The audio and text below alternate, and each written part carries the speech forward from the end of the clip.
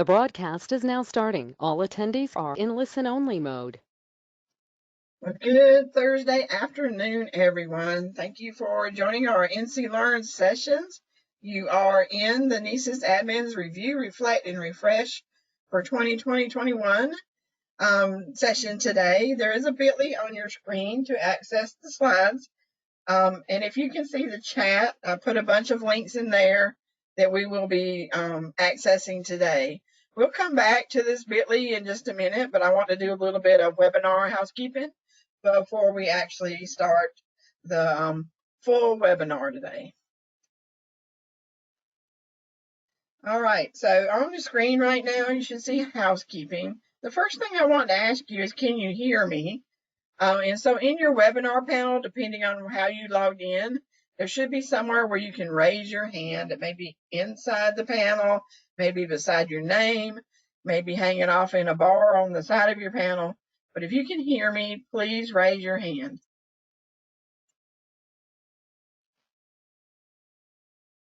All right, I see some hands going up. That's great. All right, I'm going to stop everybody from raising your hands. I will put your hands down.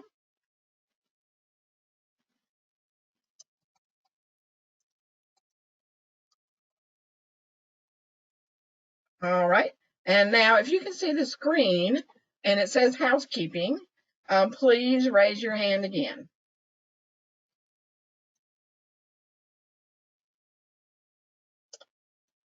All right, I see the hands going up. That's awesome. Okay, well, you can stop raising your hand. I'll put them all back down.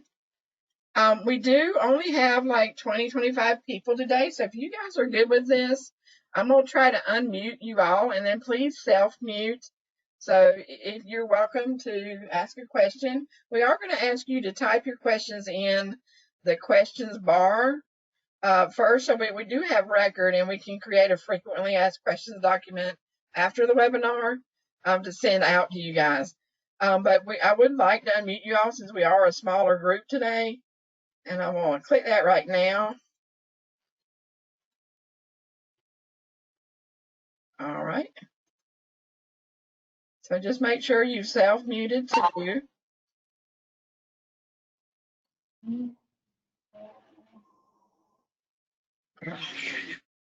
So as you get unmuted, just go ahead and make sure you self-mute. If I miss anybody, just ask a question in the questions panel, and we'll make sure you get muted.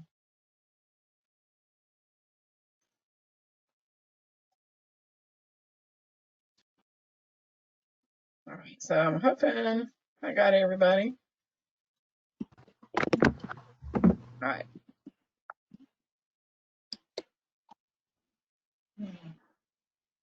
All right, so there are a couple that are still not self-muted yet.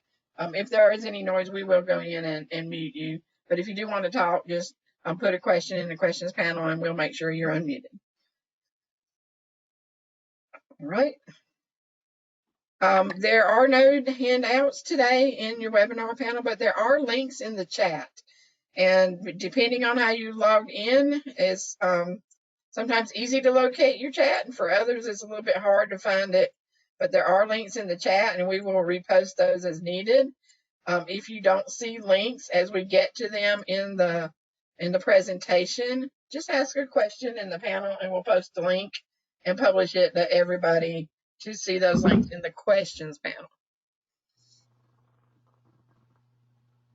All right, so if anybody is experiencing audio issues, usually, and I put this in the chat as well. I know you can't hear me now if you have audio issues, but the best option is to log out, log back in. Make sure you're selecting an audio choice of either phone, which will require you to enter a PIN number that you'll receive, or computer, and then you should be able to hear the session. There are links in the chat for this 1-minute video if you need additional resources to troubleshoot your audio issues. And there is a page from GoToWebinar linked out there as well. If you've logged into our slides, and I'll show you that bit.ly again in just 1 second, you can access the links from the slides. All right, so please do ask your questions today. This is just a screenshot of where to enter those.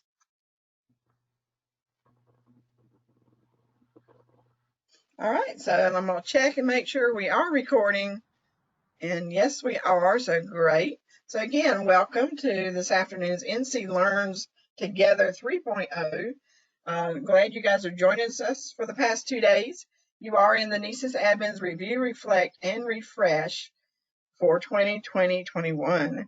The bit.ly to access our slides today is bit.ly / and then all caps NCEES ADMIN RRR 20-21. Right. So if you have any issues getting to the slides, it should open in Google Drive for you, where you can save a copy or download it to access the links. So I just put it back in the chat again if you need it. I'll put it in this question and send it to everybody. Now you should also be able to see it in your questions.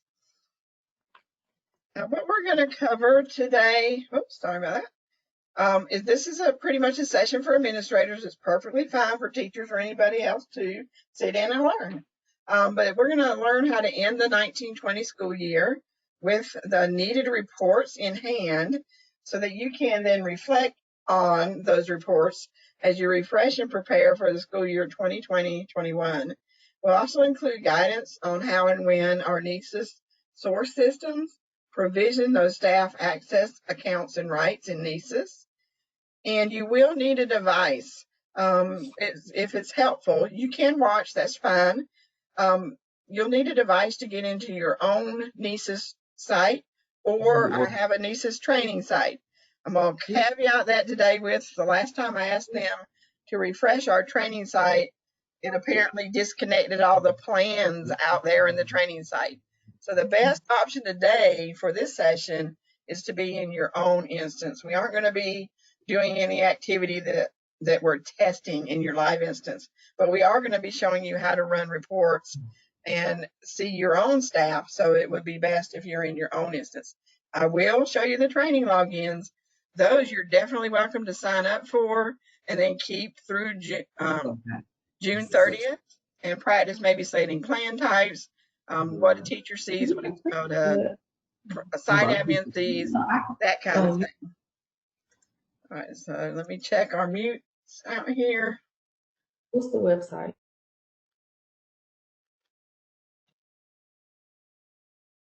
All right, does somebody need to ask a question out loud?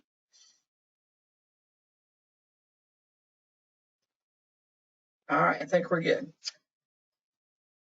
All right, so I am Cammie Nair, and I do work for NCDPI in the Digital Teaching and Learning Division under the home base area, and I manage your teacher evaluation system, and that's called NCEES, North Carolina Educator Effectiveness System.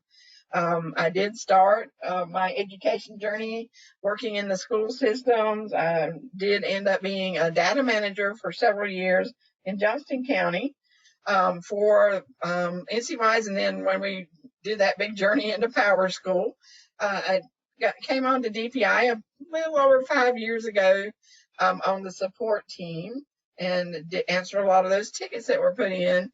And then I moved up to the training team, and about 2.5 years ago, I started managing this teacher evaluation system. It's been a learning journey, and I appreciate everybody statewide. You've helped me learn this system because you guys are working in it every day or every couple of months to get those beginning end of year and all that evaluations and PDPs entered.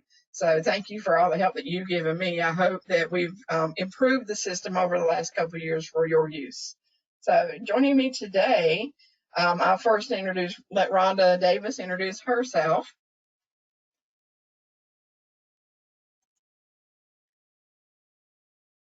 Rhonda, are you able to unmute?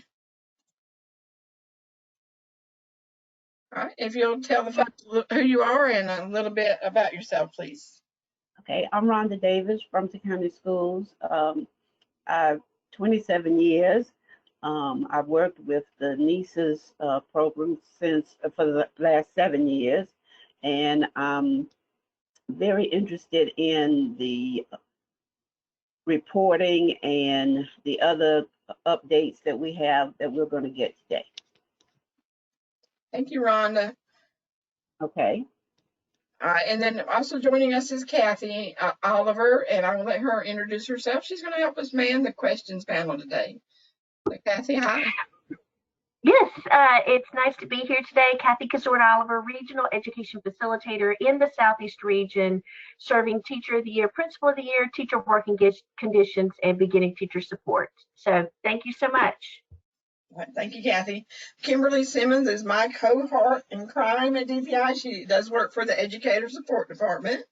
She is unable to join us this afternoon. She had a conflict in her schedule, but she would answer all your policy questions about NCEES evaluations, rubrics, policies to do with the rubrics and the coaching and anything you do to support your staff. So Kimberly is awesome. She just wrapped up an AP webinar session. That we had 10 sessions this year, and it was really awesome. So anytime you can sit in on any of her webinars, please do. So our agenda today, we're going to review, reflect, and refresh. Under review, we're going to be looking at ending the 2019-20 school year, determining whose staff evaluations to finish and whose you should not, because we're going to follow that evaluation memo that went out from Tom Tomberlin's department. And then we'll look at the timeline to archive all the plans at the end of the school year. We'll look at reporting tab reports that will help you determine how to complete this year out. Under reflect, we're going to look at our person import file for NCEES. It determines who actually gets accounts in NCEES. We'll look at what the timelines for that is and what data fields come into NCEES from other source systems. And then we'll also look at departing and new staff within that nightly person import file and how payroll and staff UID connect. And under refresh, we're going to plan for 2021. How do you determine those plan types? Staff professional development can always continue. How can they access PD to improve their PDP goals?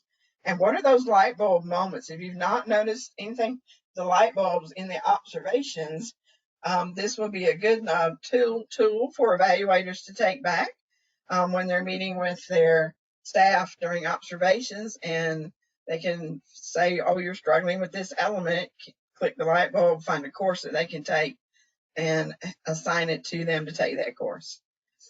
And then we'll take a look at the help guides that are in NCEES.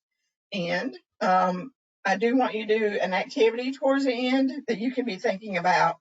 We're going to do a Padlet activity. What do you need from DPI? What are your thoughts? What are your goals for next year? What do you want? What kind of webinars do you want this summer or this fall? What kind of guidance do you need from DPI? You will be getting a certificate of participation today, and that link will be shared at the end of the session. You must fill out that form to receive the certificate. If there is an issue with the certificate, then you need to contact this email right here, nclearnstogether@gmail.com, or let me know and I'll help follow up on that as well. We did have an issue with the certificate this morning. I have reported that, so we'll see how this afternoon's works. In the email you initially got from me, we did set up a course in NCEES that we can award a certificate in NCEES. And what I'm going to do for this group and the group this morning is take those that are attending today, add you to the roster in that NCEES course, and award the credits after the webinar. And then I'll email you out how to get that certificate. So you're going to need to choose which certificate to turn in to your district, either the NC Learn certificate or the one that you're going to get in NCEES. How much credit will you receive? Most sessions are an hour, so they're getting 0.1. We are 2 hours, so you will be getting 2 hours worth of credit, 0.2 CEUs. And it is just kind of like a general credit. We don't decide the final credit type that you get. Your district does. So follow how you've been handling any other sessions that you've had to turn in. and get approval for. NC Learns Together does recommend that this apply for digital learning competency credit. All right, so you must attend and participate in the session, and then we'll to get the most from your PD experience, we'll give you that feedback link at the end. All right, so time to go get a training account if you want to. We'll go through this quickly because I'm hoping most of you guys will be using your local login, or you're just watching the screen along with me as I go through these sites. So to get to the training accounts, it's the link on this slide here, the bit.ly NCEES PD training accounts, and that's capitals NCEES PDT, and then lowercase RAINING, uppercase A, lowercase CCTS. I will paste that back in the chat, although there should already be one in there. So if you want a training account, that link is now in the chat. And we will be navigating to this lower link to log into the training site so you can see what it looks like. And this is the training site in the chat. So I'm going to click on this. So this goes to a spreadsheet.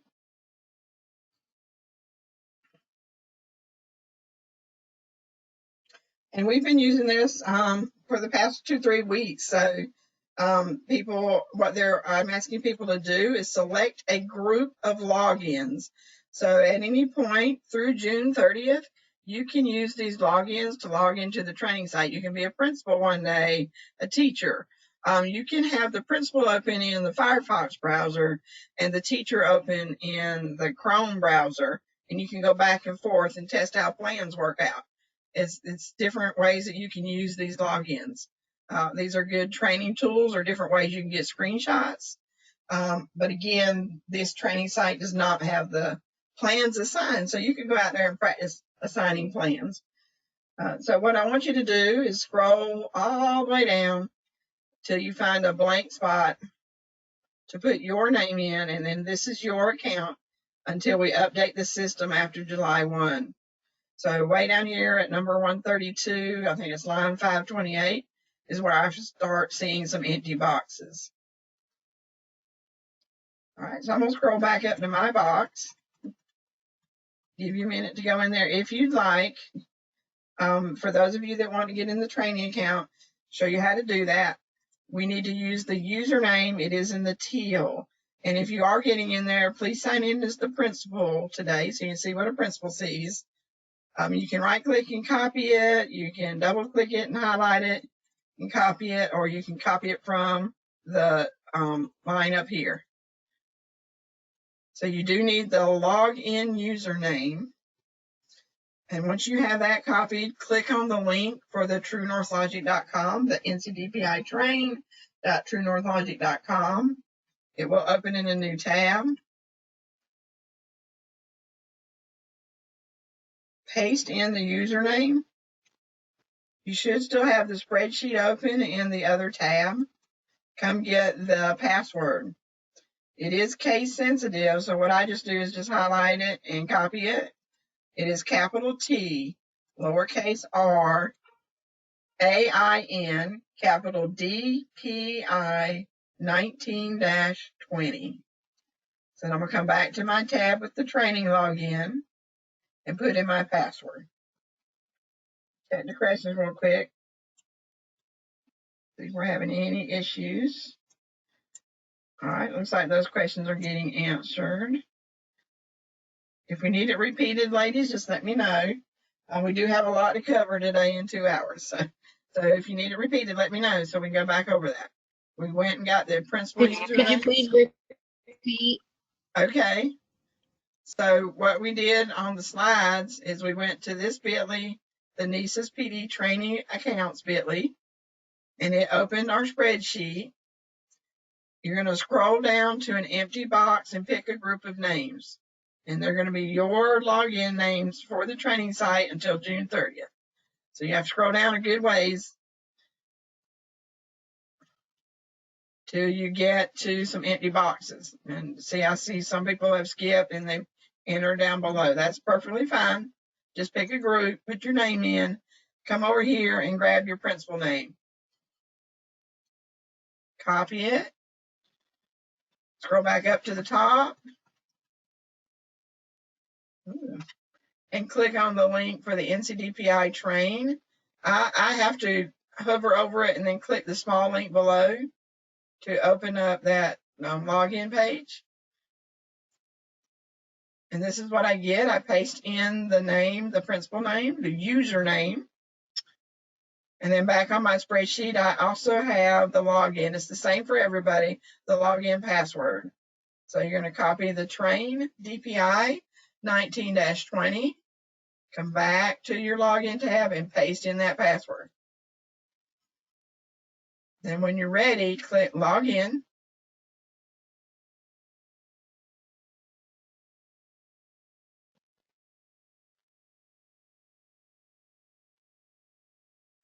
All right, so notice it looks pretty much, we try to keep this updated as much as the live site. Just the last time they refreshed this, they disconnected all the plan types I had set. So if you go if you're a principal, you know, you can go to my staff and view this here. All the plan types I had set are gone. So if you want to come out here and practice setting plan types, setting PDP types, it does take overnight for this system to update as well. Then the next day you can log in as the teacher, start whatever plan type you set there, and then you can work from there. But this system today, and I apologize, does not have the plan types with anything completed in it. So that's why I'm asking you if you can to be in your live local site. But you're welcome to use this through June. All right, and if we don't have any further questions, we'll move on. All right. All right, we'll go back to the slides. I do have another set of training accounts you may be interested in. You'll sign in the same way, but it includes accounts for district administrators. So if you want to go in a training site as a district administrator, then go to this link here for these training logins and use the same site and use the password. It's the same password. So that's just there for your future use. We'll move on to cover what we need to today.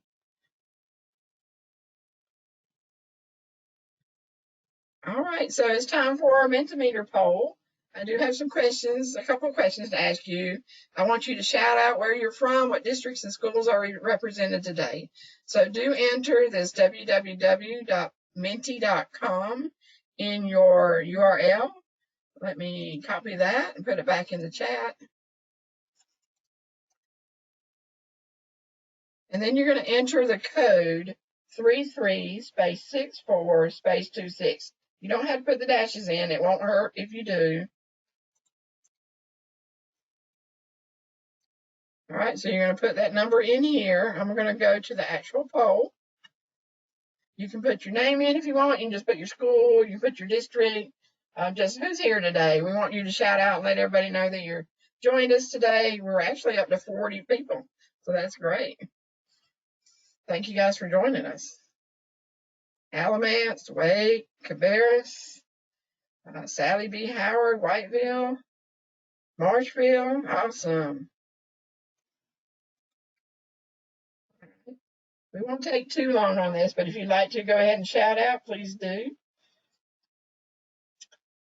There's Alamance, I think I mentioned, Macon County, Union Academy, Roanoke Rapids, ECPPS.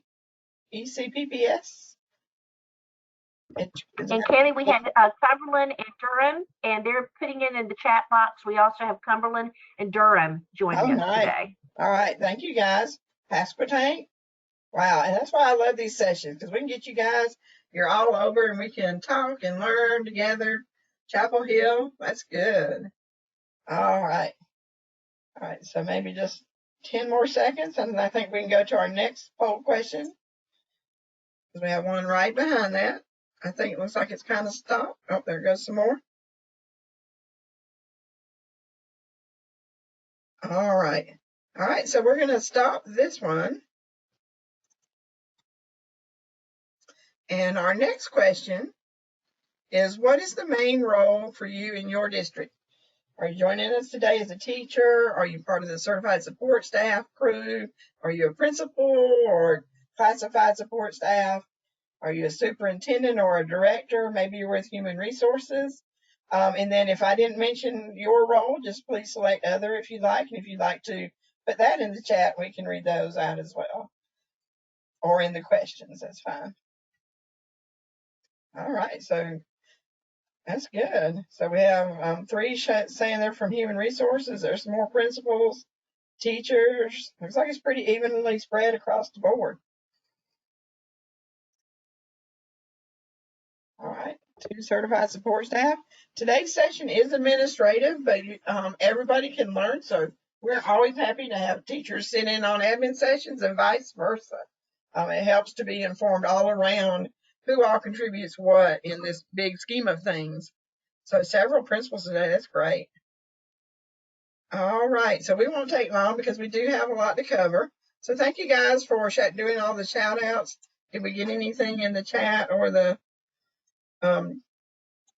webinar panel, the questions panel? I see admin team out here. Yes, we have counselors, principals, instructional leadership coach teams joining us today. So thank you. All right, thank you guys. All right, so I'm gonna click out of here. Thank you guys for doing that. We'll go back to our slides. And we're getting a good little storm coming outside my window, so I hope my power stays on. But here we go. All right. NC Learns has asked us to see if we could connect what we're doing today to the North Carolina Digital Learning Standards, which are, of course, the ISTE standards for students.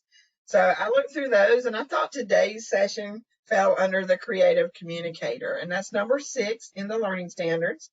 That is, students communicate clearly and express themselves creatively for a variety of purposes using platforms, tools, styles, formats, and digital media appropriate to their goals. And that definitely fits what administrators are doing every day. You're having to learn all those platforms, PowerSchool, NCEES, Canvas, SchoolNet, whatever's in your system, and use those tools to then format communications to all your stakeholders and meet the appropriate goals of those in your school system and those stakeholders that work with your school system. So we picked creative communicator. So let's get into the review portion of our agenda, and let's look at ending the year, and then we'll take a look at reporting. So I did want to review with you the memo that went out to HR directors. I guess it's been a couple weeks ago. On May 14th was the final memo that went out. And it is linked here, so if you'd like to click into that and go look at it, I did include a link in the chat. If you have any questions about this, please do ask as I go through the next couple slides, and we'll try to address any questions you have. So the memo, in effect, this is a short version here, says PDP should be completed in NCEES for all educators. It's acceptable to make adjustments to your PDPs to acknowledge professional learning completed to prepare for online instruction. So as we went remote, your teachers then went and took probably a lot of Friday Institute MOOCs, courses, other systems courses, other PD that was out there to help them learn how to do full-on remote learning. So that can definitely inform your PDP. DPI, after this memo, also recommends attaching the local performance review forms to the PDP. And we'll talk about what those are in just a second. So the other important points, the online tool, NCEES, the evaluation summary rating forms should be completed for any educator you have for whom all their required observations took place prior to school closures. And if you don't know what those requirements are, we will be looking at that. Then there are instructions for addressing cases where all the required observations were not conducted prior to school closure in this memo. It is asking you in this memo for where they did not have observations completed prior to March 16th, 13th, that general weekend. You leave those evaluations alone. If the summary evaluation is not open, you're not going to do anything else in the evaluation. You're going to complete their PDP, but you're still required to do an evaluation, and you need to come up with this local performance review. So Rhonda, do you want to speak real quick about this performance review form that we're sharing that you're using in Brunswick? Yes. This particular LEA statement that we use, we, after it's completed, the principal and the teacher completes the top part, then it's emailed into HR and HR director signs it, then it's electronically placed in the individual's folder. So this is not attached to the actual eval, but there is the statement saying that the evaluation was completed for the individual in their personnel file. Okay. Thank you, Rhonda. So each district could, did you want to say something else? No, I'm good. Okay. Each district is coming up with their own local performance review form. So, and I'm sure different districts are full on willing to network with each other and determine what you probably may already have it in place. So if you have any questions, just let us know. To tell you a little bit more about the teacher evaluation observation requirements, the legislation for 2.16 for this 2019-20 school year, the annual teacher evaluations based on observations prior to school closure, along with available artifacts and evidence. And the bullet point is, schools are not required to complete any required observations that were not completed prior to March 16, 2020. There's another link to Dr. Tomerlin's memo. And I borrowed this slide from Kim. She did and showed this during our AP session Tuesday evening. Just to let you know the guidance as to why we're not finishing those evaluations or updating observations in NCEES. It's because the NCEES evaluation instrument has not been validated for online observation. Doesn't mean you can't observe your teacher online, but the evaluation instrument tool is not validated for online observation at this time. Teachers are currently engaged in training related to online instruction, and there's variability in the teacher's access to those trainings. So that's a quick little point as to why we're not completing those observations that were not completed before March 16th. So what must be completed so that you do have access to the summary evaluations? And then we're going to look at how you can pull a report to show you which ones are or are not complete. So for the comprehensive plan, it's required to have observation 1, observation 2, observation 3, and the peer fully completed. And that will open the summary plan for somebody on a comprehensive plan or a summary evaluation. For the standard plan, it is the 3 observations. For abbreviated plan, it is the 2 observations must be completed. And for a late hire plan, you only have to have that first formal observation done, and then the summative container opens. All right, do we have any questions about that? We're good. All right, so I did send out this in my newsletter on Friday about this memo that we got 2 questions back. Are PSUs required to attach this local summative evaluation form to the PDP plan? And we're going to answer that in just a second. The second question is, principals are trying to attach this form to the staff's PDP, but we've already locked all the end of year reviews in the PDP. Can somebody mass unlock those so we don't have to do them one at a time? And so then put the guidance down here. To my webinar. So what I tell you, she said, what? Hello? Let's see. Somebody have a question? Don't do this. Okay, so let's move on. The guidance and recommendations. In addition to the procedural requirements set forth by NCDPI for completing evaluations in the online tool for 2019-20 school year, districts still have a statutory obligation to evaluate educators. The language in the omnibus from the legislature describes the information that may be used to achieve these assessments and evaluations in the following way. I will let you read over that, so we're not just sitting here reading from the screen. And then I'm going to answer those questions, those two questions. So to meet that requirement for evaluation, if we're not completing those summary evals for those that don't have all observations complete, are if the observations took place prior to closure, you will complete that summary rating form in the NCEES online tool. For those people that you can go out there, you can see that summary is open, you must complete that summary evaluation in the online tool. If all observations are not complete, you will use that locally designed form. We do recommend at DPI you attach it to the PDP if needed for next year's professional development priorities. That way the teacher knows where it is, you know where it is, and everybody can access it. If you have another venue, that's fine. We're going to talk about that at the end. Should the PDP reviews be completed and locked, we've asked the vendor they cannot mass unlock unless they do it statewide. So that will cause more issues. So we're not going to ask them to mass unlock, but you do have the ability to unlock and reopen evaluator signature activities. There is a help guide for that, and we're going to look at that in just a second.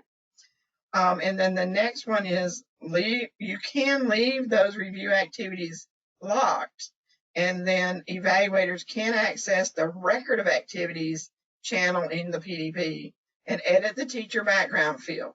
Now, there's not a way to attach the form, but we have at least 3 districts that I know of right now that are able to copy their form that they created and paste it into the teacher background field. And it's worked fine, hasn't caused any issues yet. But you decide how you want to handle that in your district. They're using like DocuSign to include the signatures, and the DocuSign little thing copies right with it. So if you're not going to attach it to your PDP, you should advise your teachers where and how their performance for the 2019-20 school year is documented and recorded. Here's a sample screenshot that one of our districts is doing, and they're putting a sample COVID-19 statement in the PDP. This is in that evaluator signature, and I'll show you where you can put this. And this also shows you that you can attach a file in the evaluator signature.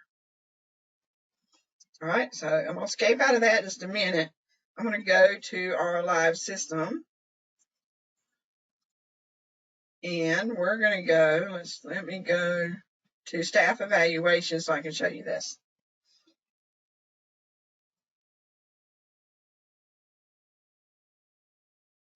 Let's see if I can pick a plan that I've not already played in.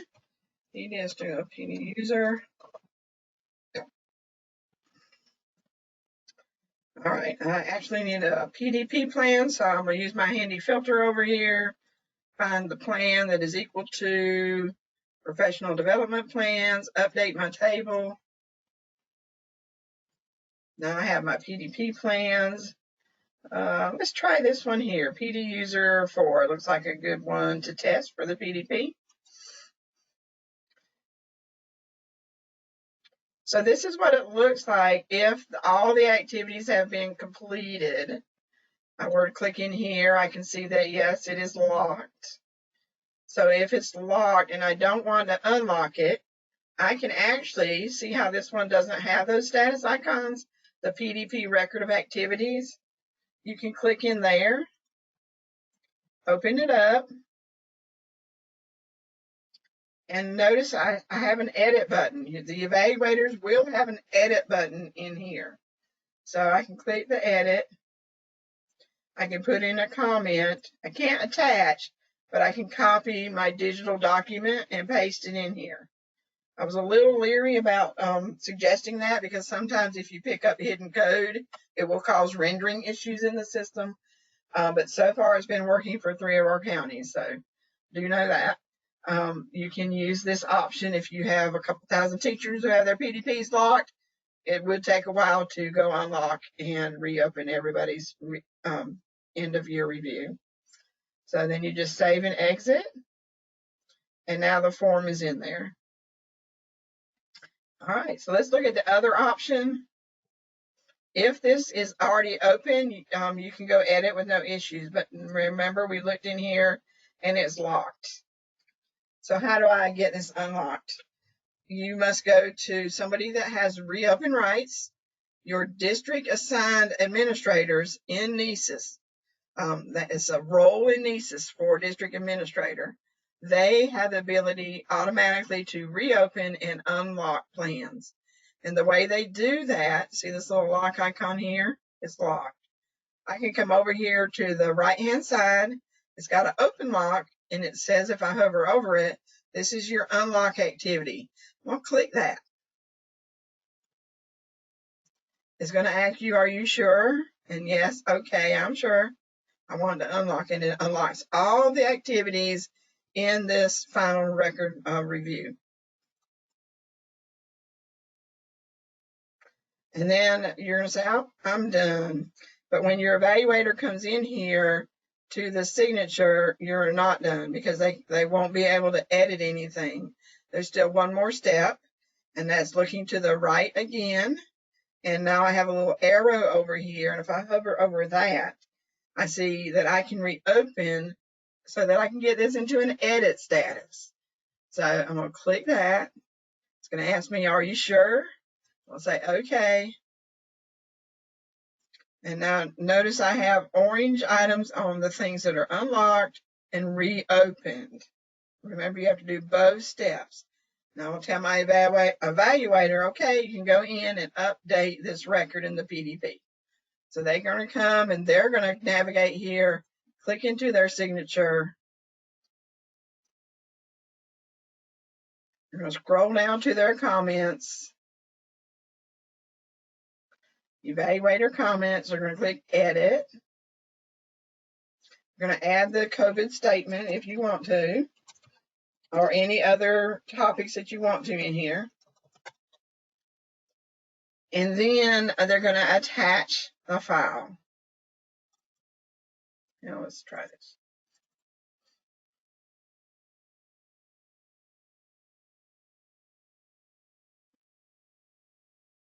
Well, it didn't do it, did it? Let's try again. I did wrong. Being stubborn.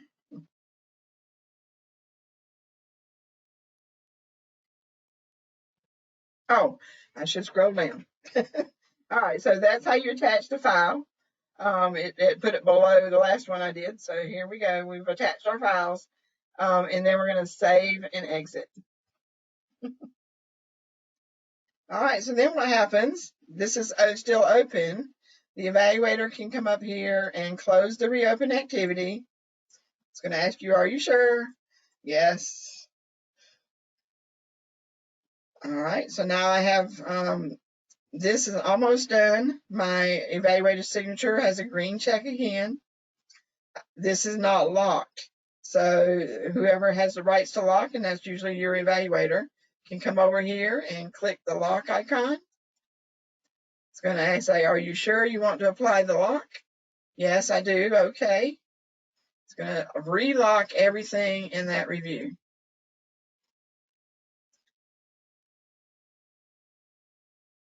And now we're ready to go. That one's done. So do we have any questions about that process? Okay, we're going to go back to the slides.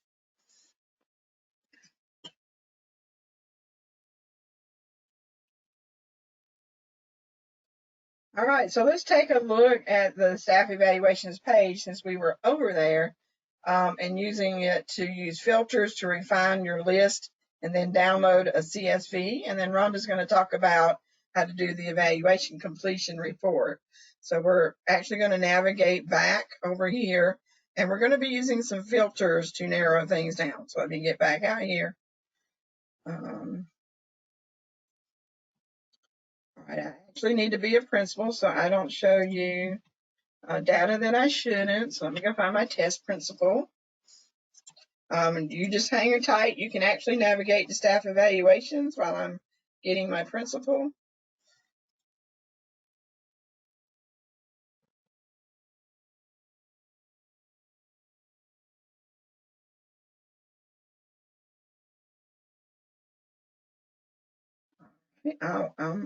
As a district administrator or as a super user, we have the rights to assume people's identity in the system. So now I can be this principal. And now I have all the rights that the principal has. So be careful with using assume identity.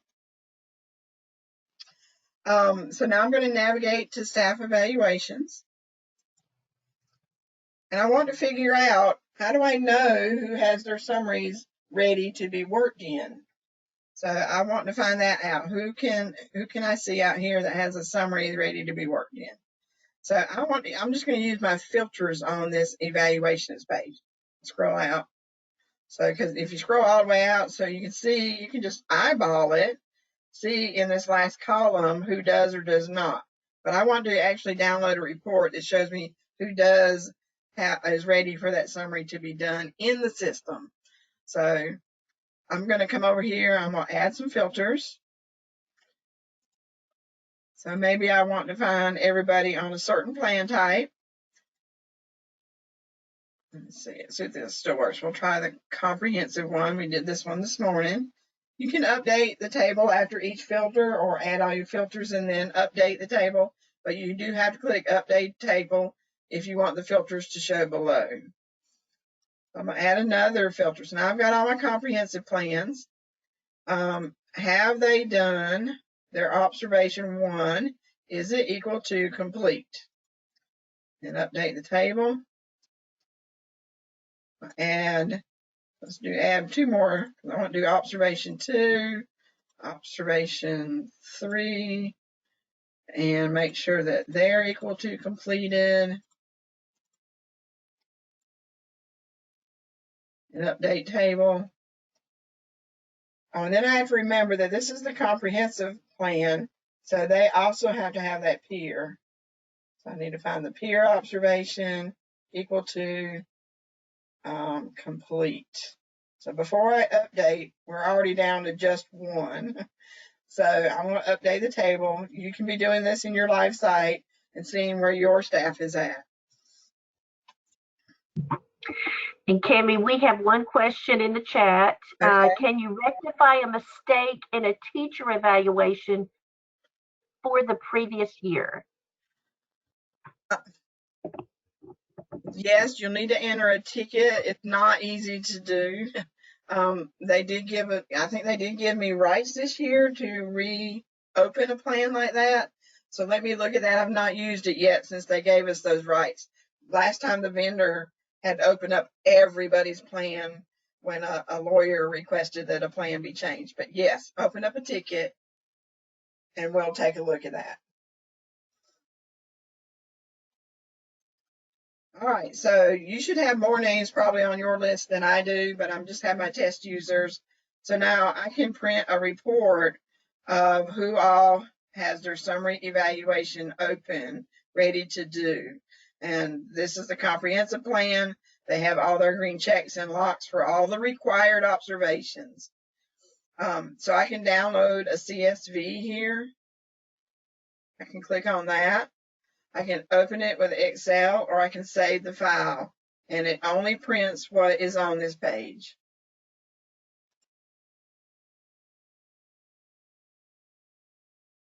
So there you go. I've got my one person. I can tell my superintendent, here's my report. This is who needs their summary evaluations open. Everybody else is going to need that alternative form. All right. So I did want to show you a little tip and trick before we go to the evaluation completion. I'm going to close out some of these filters. And notice as I close out, nothing changes here until I update the table. Let's do one more. All right, so what if I had my list of everybody that's going to get their evaluation completion done in their summary form? I could email all of them. You notice these check boxes over here? What are those for? Well, I could actually not check any box, and I can click the button at the bottom and message everybody on this list. It's going to say this message is targeted to 5 users. I'll have my subject, your summary evaluation. I can send myself a copy. I can send the superintendent or assistant principal that's helping me a copy.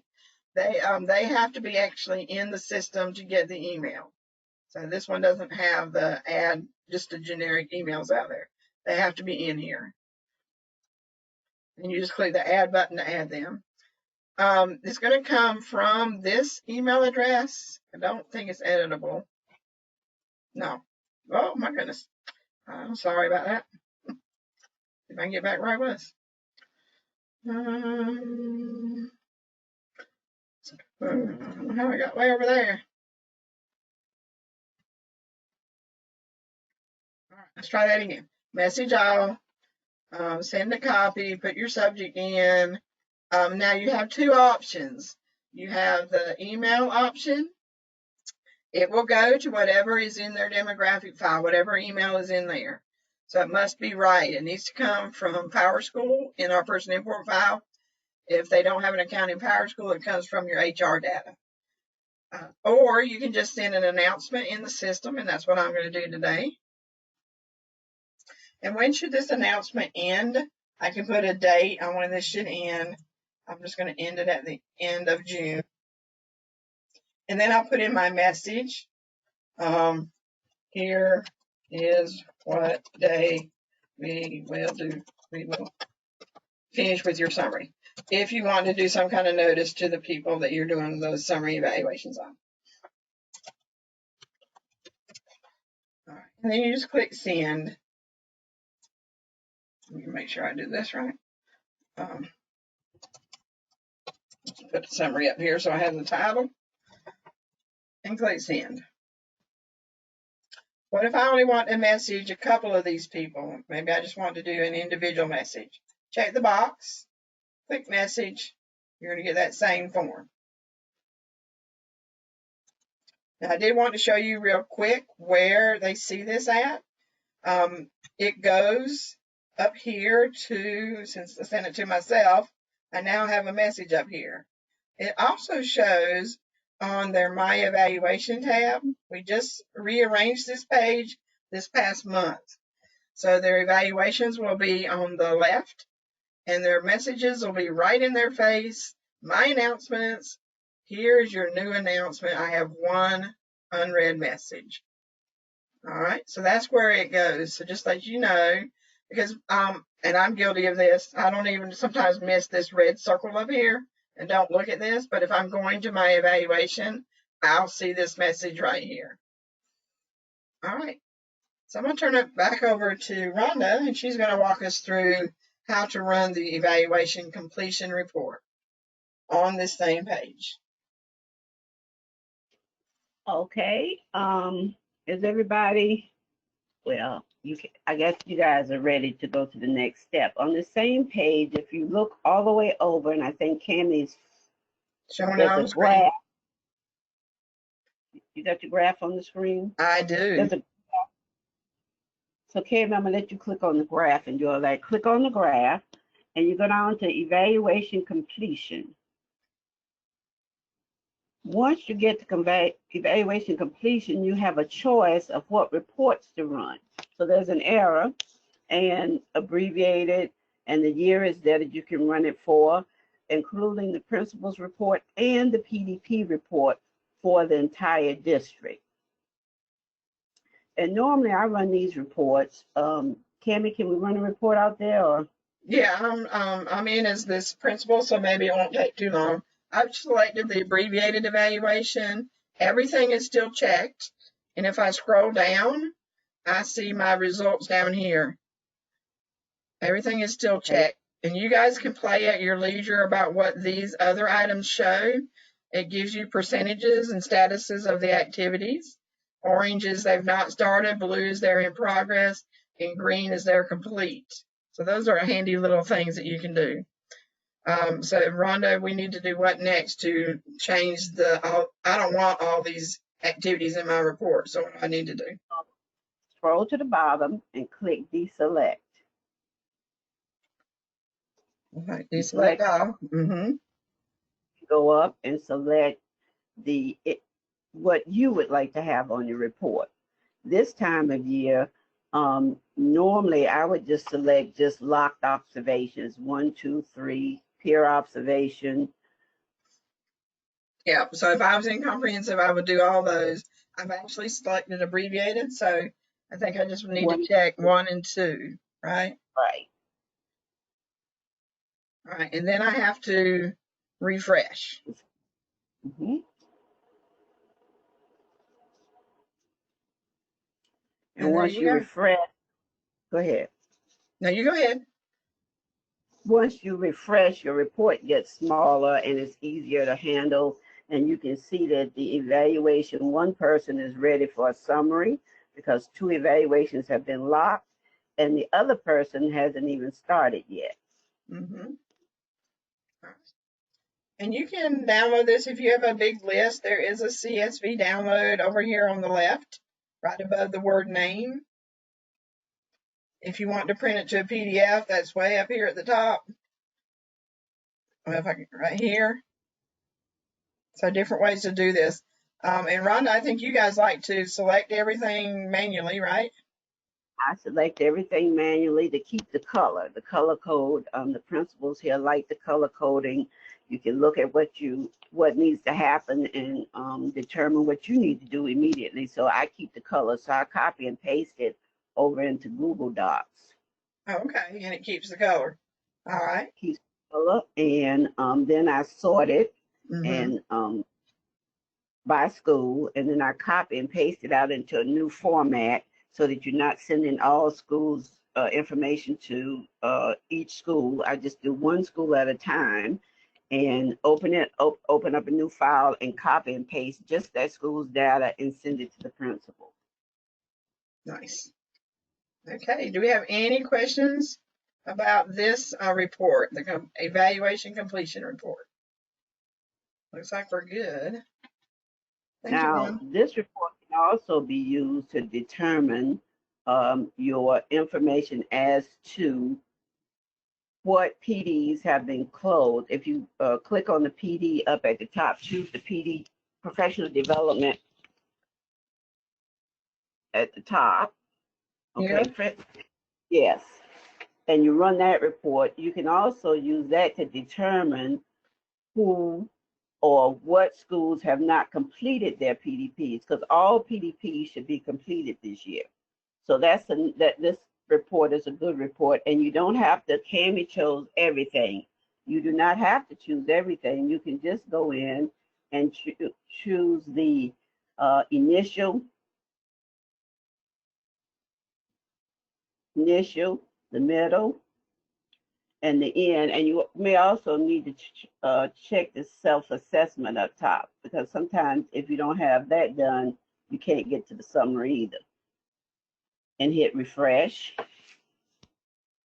I'm sorry, you can't get to the end of year PDP, not the summary, the end of year PDP.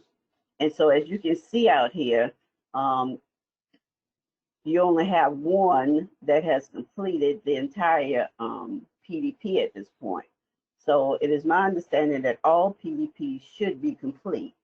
So I would have to call the principal, I'd screenshot it and send it out to the principals and ask them to please complete the PDP, or if those persons are no longer with our district or they're retired or whatever the reason is, that I could go in and actually go back to the main screen, staff evaluation, and delete those evaluations, because if they're not complete, they're not going to be picked up anyway.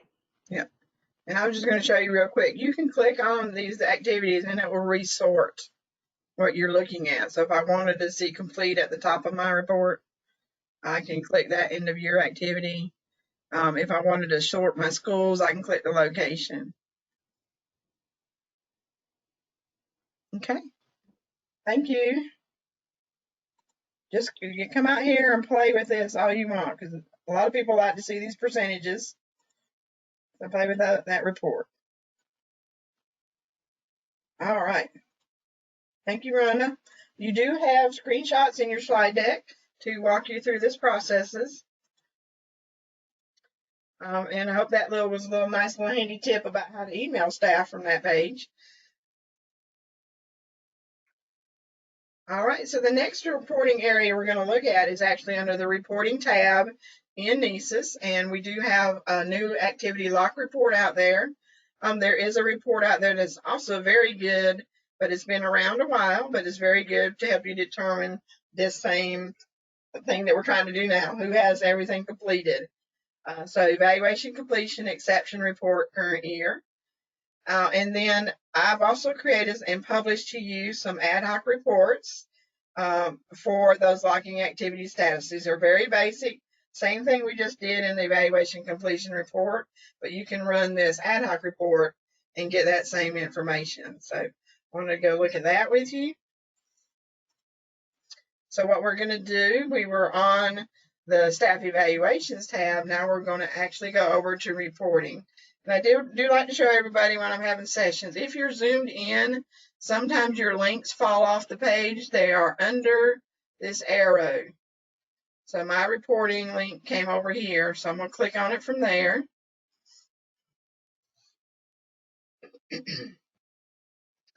And on this page, I have reports, and my ad hoc reports. So we're going to start at the top with the quick reports. And that is under reports. Remember, we went from reporting, we're on the reporting page, and we're in the reports channel. And it says select the module you want to run. Only use the quick reports. Those other ones are not workable. So in the quick reports are several reports. The current year reports, our vendor puts an asterisk in front of them so that they're at the top of the list, and you don't have to scroll and try to find your current year reports for the most part. What we're actually looking for is that new report, and we're all going to have to scroll for that. It's called Activity Lock Report. So we click on that, and it automatically starts to run. And it says, this report is ready. Please press done. So I'll click done. This one did take a minute to load, even though I only had a couple of teachers in here.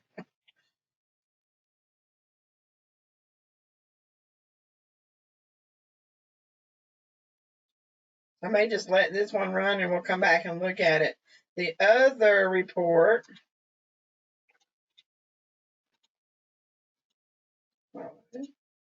under reporting, under quick reports, is the evaluation completion exception report. And that's right here after all the dates. I'm going to click that one. Let's see, this one's still running. It did load up this morning, so I'm hoping it'll load. Let me see if I can do two reports at one time. So this one is ready. I'm going to click done. Let it run. Okay. All right, so while that's running, this one has loaded up our activity lock report. And notice it includes names, the districts, their plan name that they're on, which activities are locked. So this is one you definitely need to download on the right here to a CSV, open it in your Excel or a Google spreadsheet, and do some sorting. It does tell you what date and time the observations were locked, and it does tell you who locked those observations. So this is a good report if you want those kind of fields included. Let's look at our other report that we ran. This is our evaluation completion exception report.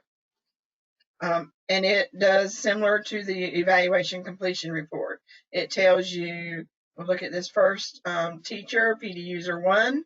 They're on abbreviated plan. Their orientation is completed. Their pre-observation is not completed. Their formal is completed. The post-observation is completed. See how many fields we have out here. We have every activity is going to tell you whether it's completed or not started. So it is still another good report that you might want to utilize to determine who gets those summary evaluations and who gets the alternative forms. All right, I'm trying to come back. Yes. It's that with this particular report, once it's run, to sort it by plan type, and then you can alleviate some of the columns because you know what's required for comprehensive, abbreviated, standard, and late hire. So if you sort it, if you download it and then sort it by plan type, then you can remove some of the columns that are out there in order to determine which ones are not complete or which ones are complete. Oh, that's a very good point. Thank you, Rhonda.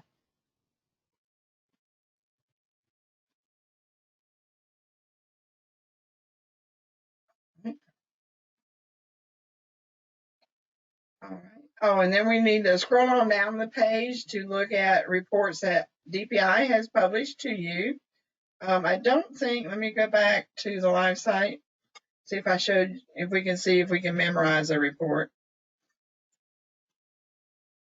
So usually the memorize button is at the bottom. If this is a report that you want to run over and over again, you can memorize it. So I'm just going to memorize it here. I'm going to say memorize, and I'll show you why you might want to do that. It then goes into your memorized reports, and you can run it from there instead of having to click into quick reports and then select the report and do all those extra steps. You'll just have a run button, and I'll show you how it looks under the reporting when you're in there. So I'm going to go to reporting. Anything you memorize that has a memorize button, they don't all have a memorize button, but many do. It shows up in your My Reports channel in the reporting tab. So now instead of having to click in here 3 or 4 times to run this report, it's right here ready for me to run. And then DPI does publish reports to you, and some of you may have a district administrator that can create ad hoc reports and publish out for your district to use. So we'll talk about that in the slides more in a minute. But I have created those new locking activity status reports here. They are published to principals and district administrators. So by principals, I mean site administrators in NCEES. So anybody with site administrator access, that's automatically given to head principals. APs can be manually assigned site admin access, and then they will also have access to run reports. So this button over here on the left is your run button. If there's any filters that you want to set, you can do that. If not, just click search and it will run that report. An email will then be sent to you for you to then come back to reporting. And it will be in your cached reports. So over here, these little arrows let you fold up containers. So I want to open my cache reports, and there's that report, and it ran very quickly because I already have this little eye icon, which means I can view it. And there it is. All right, so any questions about the reporting tab, reports page? Okay.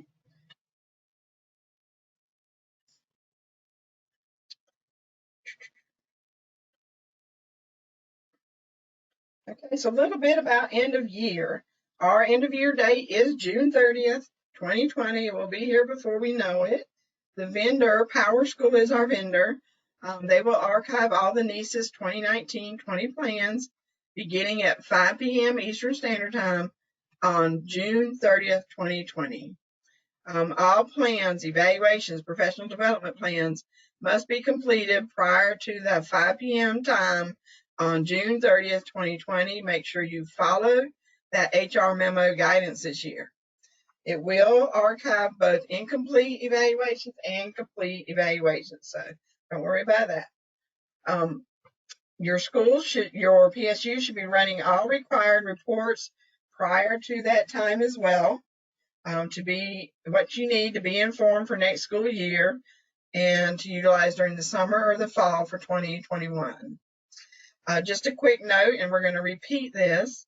I really, really, really want you to run reports this year that you're going to need to use next year, because NCEES is notorious for putting current year demographic information on a past year report. So our past year reports do pull the correct ratings and UID numbers perfectly well, but they don't pull if somebody's changed names, if they've changed location, they went from school A to school B. I run a last year report, and when they were at school A, and I run it in the new year, it's going to say, oh, this teacher is at school B on the report if I have that field on my report. So keep that in mind, that it's better to run all your reports by the end of the year that need to inform you for next year. Cami, we have a quick question, and it is, why can APs not see some archived observations? It depends on if they had access to it or if they've been assigned access to it. You can assign APs access to past year evaluations in the My Staff, and then Administration Staff Management. Select your AP and assign their rights. There is a box at the bottom of that screen that if you want to assign them to see an archived plan, you have to select that and do the same steps that you do to give them rights to see other people for the current year. You can assign it to a past year plan. They probably just did not have access. They've only been assigned current year access. They would not see past year plans if they've only been assigned to this year plans. Hope that helps. All right. The date for the system to be targeted to be back up is, this should say July, so I get this fixed. We'll be back up, I'm hoping, by July 8th, 2020 for our year-round schools for the evaluation side of the system. As you add new staff for 2021, again, make sure HR and payroll, make sure those active staff are inactive no in UID. So payroll does an export, they upload it to staff UID, our person import file gets created, and if they put their next year staff in now and they set them to active thinking they'll be active for next year, they are actually setting them active for this year. So they need to wait to upload that till after July 1st, or if they want to upload them now, it's okay. Just make sure their active status is no. Because what you're going to do is, if they're in Johnston County this year, they're going to go over to Harnett County next year, and Harnett County puts them in the system. They activate them. Now Harnett County can see the plan and the evaluation statuses that Johnston is doing. And that is against legislation. So be very, very careful. Advise your payroll staff, if they're uploading next year's staff now, to set that inactive status to no, or active status to be no. They will have to go in back after July 1 and then make all those people active, but that's fine. That will follow legislation. All right, so your end of year checklist is to confirm staff lists are accurate, delete or archive any unnecessary evaluation plans, confirm the evaluation and PD plans are complete per our guidance, and reminder that we are closing out June 30th. How to clean up unnecessary plans. We do ask you to do this. Sometimes staff, for some reason, get additional plans. Maybe they've changed the plan type. The wrong one was assigned at the beginning of the year, and that original plan was never deleted. The user did go in there and start it, so now they have two plans. The DA, the district administrator, with access rights in NCEES, can come out here and clean these up. I think site administrators or district admins can run this report. If you try to run any of these reports, they will run occasionally you'll run into a report that you don't have access rights to. It will just tell you that. All right, so here's the report you want to run. Users with more than one active evaluation plan current year. So then they would go back, the district administrator would go back to the staff evaluation page. Let me show you that real quick. Oh, I'm not going to see this because I'm a principal. Principals don't see this. So I'm going to stop impersonating.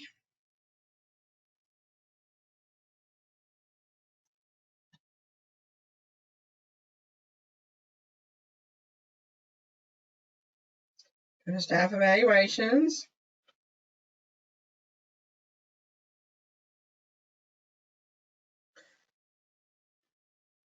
If this here was, this person here's got 2 principal plans and one of these should not be out here, I can actually come out here and archive it or delete it from here if I'm a district admin. Delete is a soft delete. It will then go into this person's deactivated plans tab. And this person does have a tab that says deactivated plans. So if it ever needs to come back, then it's only deactivated. It's not fully deleted. Archive puts it in archive status. And of course, you can also reverse an archive plan as well. What if you don't know which of these plans to do? I'm looking at here and I can't tell from my check marks which one to actually delete. I can click into the plan and now I can review what's been done in here and say, oh, this is the one that needs to be deleted. This is brand new this year. You can now delete the plan from inside the plan. Delete it or deactivate. Remember, that's deactivate. And then this one is archive.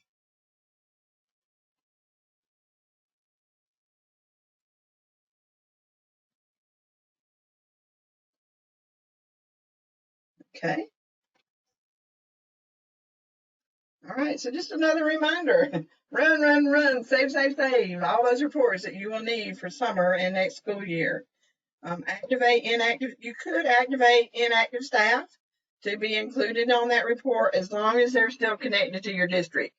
And then you would have to do actually a search. The DA would have to, the district administrator, they can search on that user accounts page that I was using a while ago to find their inactive staff. That may be too much trouble for you, or maybe before you inactivate them, you already saved the reports you needed for them. That would be ideal.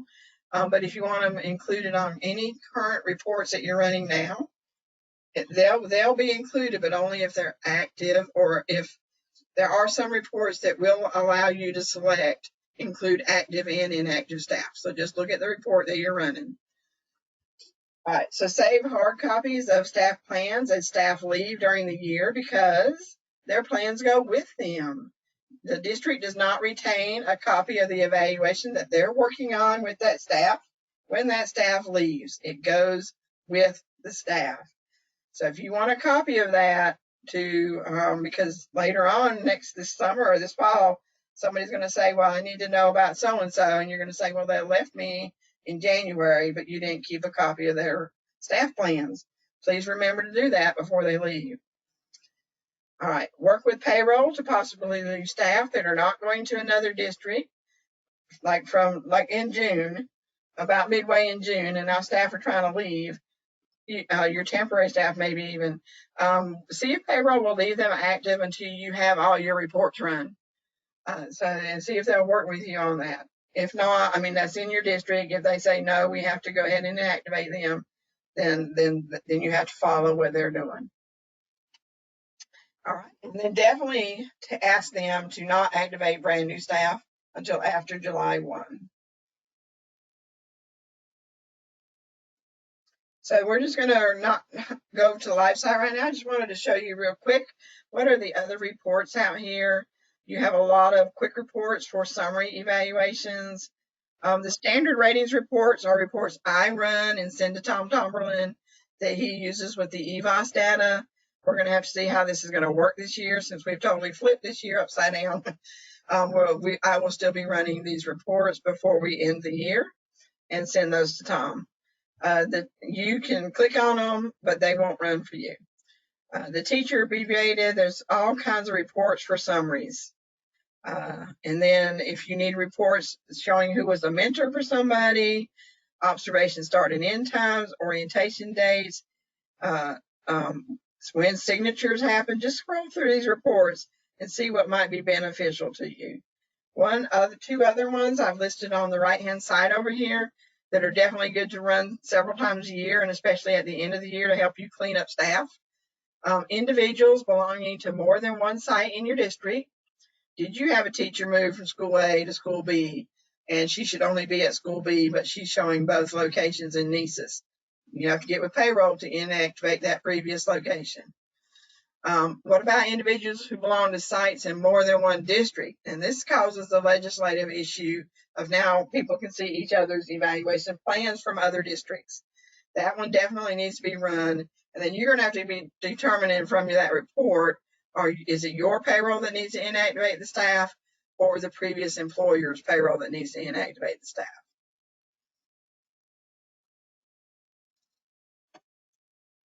And we've already been to look at the ad hoc reporting. Down here at the bottom of this page is a list of all the reports that I have published out to principals and district administrators. So anything to do with assessment completion, who has access rights to certain plan types, the principal evaluation orientation status. If it has the word DA out beside it, this report is only published to DAs.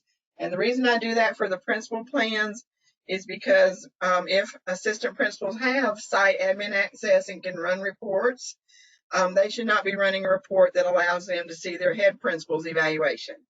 So if you need a report including that, the principal evaluations, your DA has to run those. All right, so I'll let you scroll through that at your pleasure and just look at all the reports that have been published out there.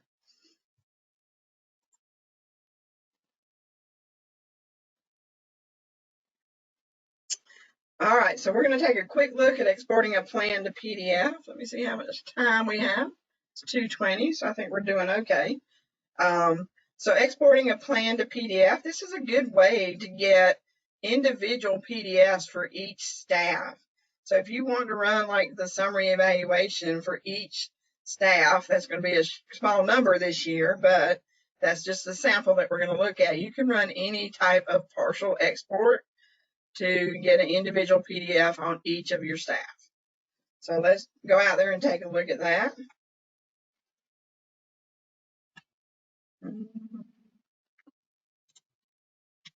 All right, so I need to navigate to system administration, and you guys can follow along as well. Principals have access to this. Superintendents, you may not have access to this unless somebody has given you site admin access or district administrator access, because superintendents come into the system as users. So that means you only see your information unless you've been assigned rights to plans. But this reporting feature, it may only be the site admins or the district admins.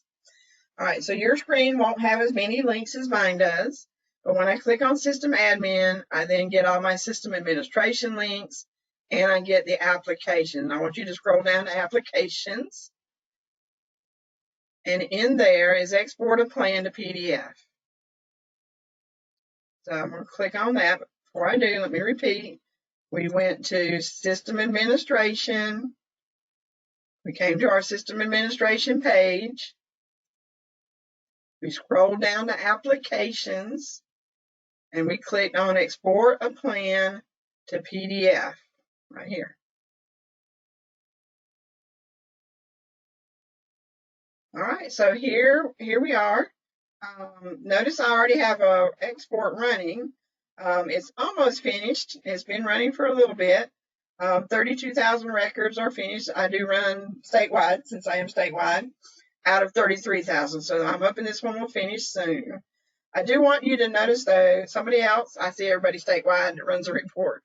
So Ms. Owens is running a report, but she's chosen FTP. So I'm going to ask her, I'm going to have to email her. When you run these reports, FTP will not work for districts. You have to do the file download, and then it puts your file when it's ready down here. And you can then download the file by clicking on it. All right, so what we want to do is schedule a new export. And the first thing I want is to pick one of these plan types. Well, I don't need anything back to 2014. How can I narrow this list? I'm actually just going to search for 2019 in the title. So I could do 2019-2020. You put in whatever you like. So now I have my plan types. I may have to scroll to find. Here's the PDP way down here. Here's my abbreviated, comprehensive, etc. So abbreviated evaluation, comprehensive. I'm just going to select my abbreviated. It is going to tell you how many participants that you could potentially get in individual files for. You won't have as many as me. So then we're going to click next at the bottom.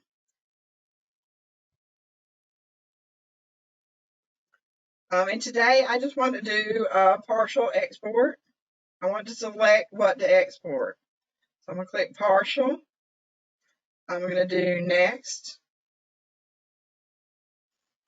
Now I have to, number 3, select the activities I want in my report. So they're all checked. I don't need everything in this report. So I'm going to uncheck that. And I think I just want to do who's got their summaries done. All right, so then I just need to come down here to the summary section and select what I want in my report. I want the standards, I want the evaluator and teacher acknowledgments. Maybe there's some written responses I need to see. Maybe I need to see if it's logged. And maybe I do want to see the school assignment of the staff at the time of training and orientation. There's other items out here. I usually don't check those. Maybe I do want to know who the evaluator is. So I can check that. All right, so then I just click next. And so you're going to have to play with this a little bit. There is an issue with this, is whoever is in the queue first, your report's going to run first, and the next one doesn't start until the first one is complete. So try not to run too large a report at a time so that they get completed quicker. And now I'm on this page to select the users that will be included in the export. I want to include all my users, or I can click specific users and just add certain users in this report. All right. All right. Or I could choose, for me, districts. Most of you guys could choose maybe sites. Maybe you only want to include some of your schools. So you decide. I'm just going to leave this. All right, then I'm going to click next. All right, who is this report going to go to? Who's going to get notified about this report? Well, I want them to notify me. And notice the person has to be in NCEES. Once you start typing, give it a second. It will start to try to find who you're looking for. It had to wait a second. Now it found me. And I just click and it adds me. I can take me back off if I want to. I can add as many people here as I want. I can also do additional emails to people outside of NCEES. So if this needs to go to somebody helping you with these reports, superintendent, an assistant superintendent, a director, it can go here. I'm going to click next. You do have to comma separate any additional emails. All right, and then I need to name my report. So I'm going to do abbreviated summary test. And I'll just put my initials on there. Okay, what are these macros? This is the name that goes on each individual PDF. So in your slides, come back here. I put the macros in here because I'll show you where to see them in just a minute, but I want to go grab them. On slide 40, the macros are right here. I'll grab them. You can hover over it, but it doesn't let you click on them and put them in there. See how it disappears?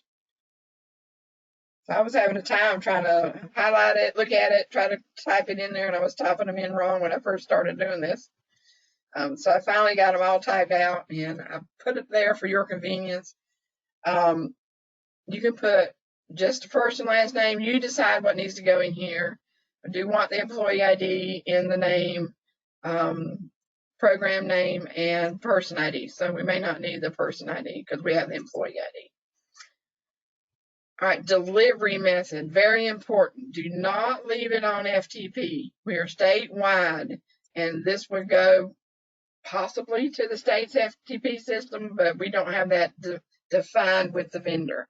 So do change this bullet. Change it to export plan to PDF on the home page so that you can then go download it when it's ready. What date do you want this to start running? I want it to start running today. What date is going to be available until?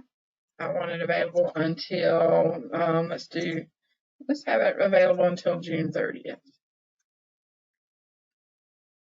All right. Do I want to exclude the staff that are inactive? Not really. I would like you to try to find my inactive staff. And then, do I want to include any file attachments? I didn't select any activities that would have a file attachment, but if you did, you might want to check that box. Export only completed plans. Well, in this case, I am, but I just want to see what the system's going to send me, so I'm going to leave that unchecked. And then, do I want to export only those plans that somebody has shared the observations? Well, the evaluators are required to share observations, so I just leave that alone. And then site options, I just leave it here on the middle bullet. Associate the evaluation plan to the location of the owner where the plan was started. That's going to tell me if my school is working in a plan that was actually started in another district. So then I'm going to click finalize. It gives me a chance to review what I've done. Notice I have this make changes buttons out here if I need to change anything. And then I can schedule the export.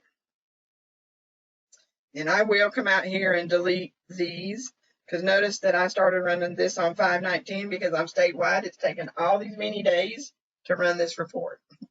So I will delete these. So those of you that want to try to run reports, I'll come out here and delete these. So yeah, I can come out here and I can cancel this. And I'm going to leave Miss Owens and let her know to try again. I'll go ahead and cancel. But this would run, and when it's ready, it's going to email you that it's out here down at the bottom of the page, ready for you to click on and view. It will tell you how many people completed successfully. So here, Wake County ran a report, and they completed successfully with 144 plans. Yep. So try not to run too large a file at a time, but it will work, and it does give you individual PDFs. Any questions about that process? It is 2:30, so we have about 30 minutes. I think we are making good time. A big chunk of today was looking at all these reports.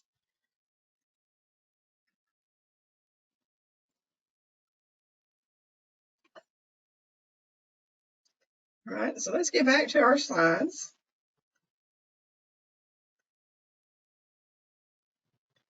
I did include each step in there. Your district administrator, they can create ad hoc reports for you, but they own that report. So I did want to let you know if you have somebody creating ad hoc reports for you, they're publishing them to your site admins to run, that's perfectly fine. If the district administrator were to leave your district, they're the owner of that report, and there's no way for currently the system to assign ownership over to somebody else. So please have your district administrator, as they create reports, keep a record of what they selected in that report so that the next person that comes in that spot, they can then, if they need to, create a new report under their name. The report does not go away when the person leaves, so whoever it's published to can still continue to run that report. I also included out here on the left at the very bottom a list of all the current ad hoc reports and what fields are in those reports. So this might be handy for the person creating the report. They can add a line and say, put their title of their report and say, I use this field, this field, this field, this field, and maybe do little checks or X's to show what's in that report. So if that will be helpful for you, you're welcome to use that. We did have an ad hoc reporting webinar not too long ago. There's a recording right here, and the presentation slides are linked there as well. And you can click this guide to get a copy of the reporting guide, help guide. All right, so now we want to look at, if we don't have any questions about all those reports, thank you for hanging in there for all the reports. Let's look at how staff get into NCEES. And I get this question all the time. Payroll added a new staff. They're not showing in NCEES. Why or why not? So some of it is timing. So these are the fields that come in from staff UID. And we do have what's called a person import file that runs every night. And it is created from the data that's in staff UID, which comes from the data that's in payroll. It also pulls data from your other HR systems, such as Link or HRMS or any other third-party non-HRMS. And it pulls data from licensure. So the data starts pulling at 4 p.m. So that's when I advise districts who are updating staff. It doesn't matter which system, source system, try to have them done before 4 p.m. if you want NCEES to pick them up. So it does start pulling at 4. Other data gets pulled between 9:45 and 11. And then the person import file is created around 11 p.m. It processes for about an hour and is placed on our vendor server. The vendor picks it up and then they process it and import it into NCEES every night. And then about 4 a.m. in the morning, I get an email that says, here's what happened in your import file. It'll tell me of any errors or if it imported successfully. So most of the time it is successful. We do nightly imports for the person files. We also do a nightly import for the edit location files. Just a quick review of what is in that person import file. So this is what I go to troubleshoot when you guys have issues with staff coming in. It pulls in employee IDs and username. Those are both in the red, 10-digit UID numbers. Both of those are the same. It's their UID number. It pulls in last name, first name, middle name. It's going to pull in the email. The email comes from PowerSchool. PowerSchool is authoritative for staff emails. What if they're not in PowerSchool? Well, then HR is the next authoritative source. So that HR data, and we'll talk about that in just a second, is the next source for emails. The active status, it gives me an A if the staff is active. It also tells me if the staff is inactive with an I. And then the demographic code. It tells me their chart of accounts budget code. And for this one, I see a 121, which corresponds in NCEES as a teacher in the classroom. So the 121 people all get into NCEES. It's going to do some calculations for teacher classification codes. These are old. And as we move towards modernization, we are working with Tom Tomberlin's department and the modernization team. We will be updating in the next couple of years these teacher classifications, but currently we're still using the SP1s, SP2s, things like that.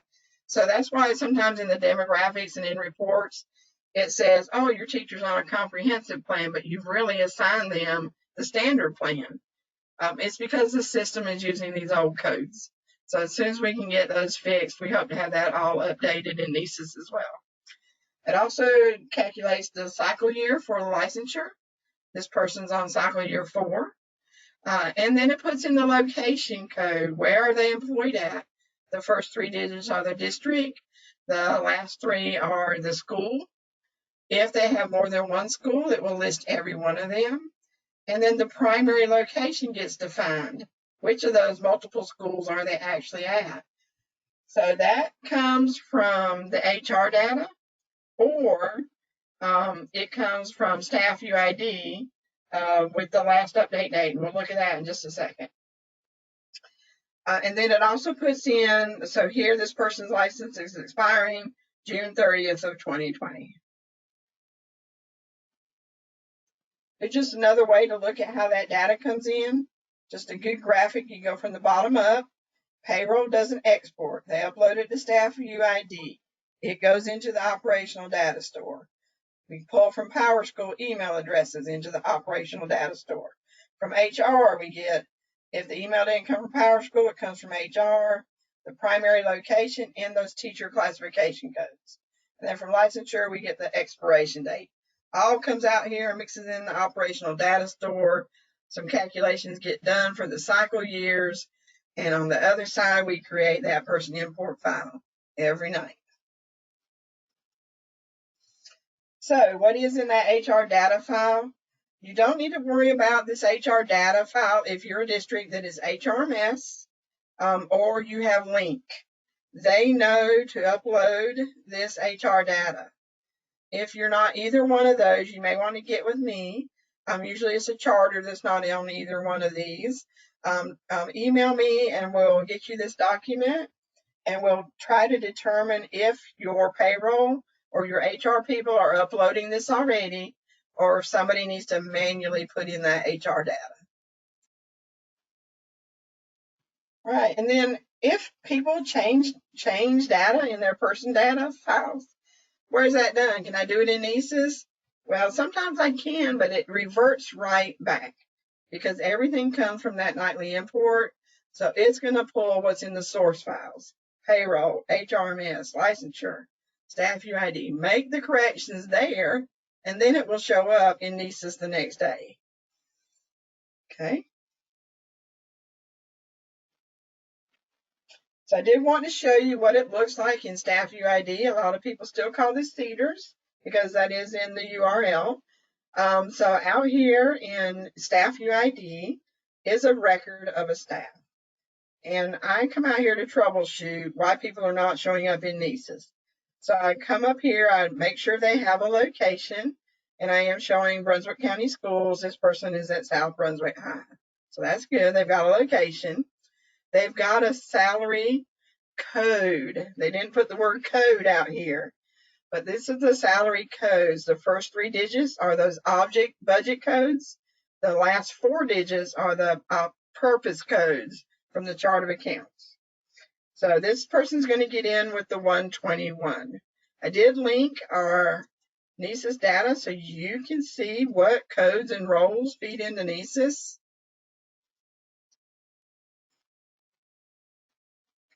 On this last page right here. These are the codes. These people get in just by having object codes. And the ones down here, some of them have to have both object and a purpose code to get the correct role in NCEES. So you guys have access to that and you can share that with your HR or your payroll. And then the active status, yes or no. When they move them to inactive, they should leave the pay code in because my file is looking for that. It won't make them inactive if somebody pulls out that pay code. They just have to put that active no up here. And then I was talking about that last update date. If they're active at multiple schools, and they should be, that's fine. But which one of those is primary? It's the one with the most recent last update date. So sometimes we've had to troubleshoot that. Not often, but sometimes keep that in mind. All right, so then how do they get into NCEES once they're uploaded and they're imported? How do they access their account? They have to go through our NCA Cloud IAM single sign-on system. If they're brand new, they've never been in North Carolina, they've never been in our public school system, maybe they've been at a private school all this time. So they're going to get their UID, and then they were going to have to claim their NCA Cloud accounts. And you can find help out there. Just email if you need help with that. Do know that if you've hired staff that already get into NCEES through another system, they have their UID already, and they do not have to claim another NCA Cloud account when they go to your district. They just need to keep up with their UID and password.